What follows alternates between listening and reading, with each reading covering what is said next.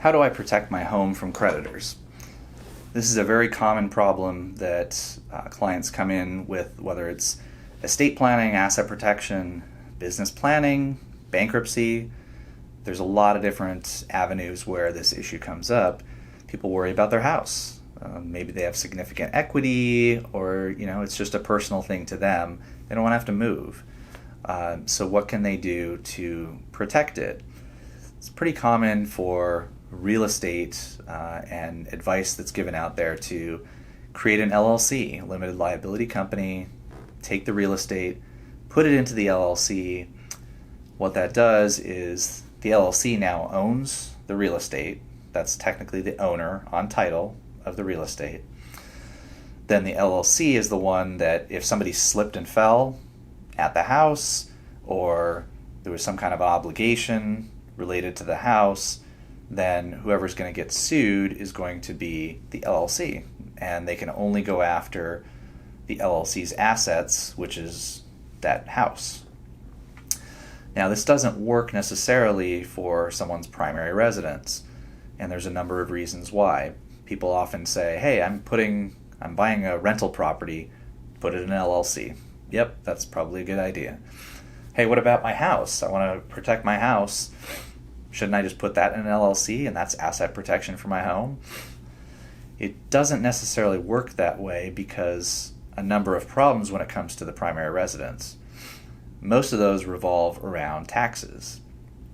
So for your primary residence, you've got a lot of things that help you from a tax perspective: capital gains tax exclusions, deductibility of mortgage interest and taxes for real property.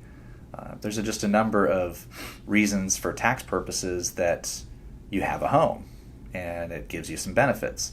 Most of those are lost as soon as you put it into an LLC, because it's no longer you personally owning the real property, and you personally are the one that gets those tax benefits as a primary residence.